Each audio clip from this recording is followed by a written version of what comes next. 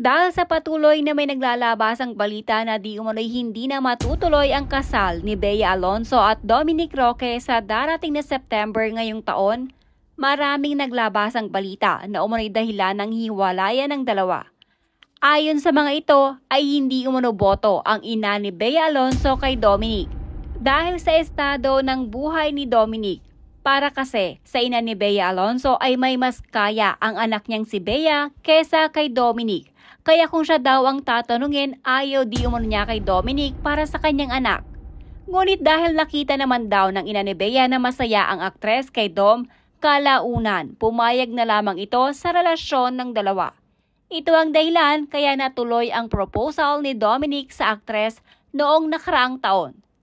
Samantala, sa nilabas naman na panibagong vlog ni OG Diaz, sinabi nitong tila malabo na daw talaga na matuloy ang kasal ni Bea at Dominic.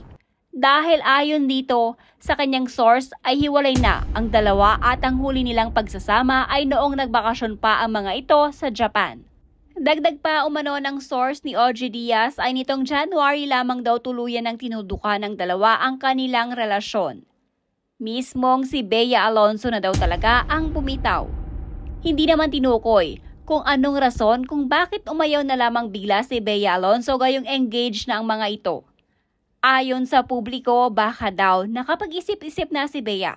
Dahil kung tutuusin naman daw talaga ay kung ang estado sa buhay ang pag-uusapan, talagang hindi daw talaga bagay si Bea Alonzo kay Dominic Roque.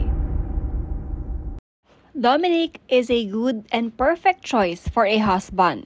Hindi siya nakikipag-compete kay Bea. He is very understanding. Bihira yan sa mga artista ngayon na tinilaan lang ng 5 babae feeling super sikat na. Dom knows where he stands. Hindi siya maepal na partner. He knows how to respect his girl. Sayang kung hindi matutuloy ang kasal.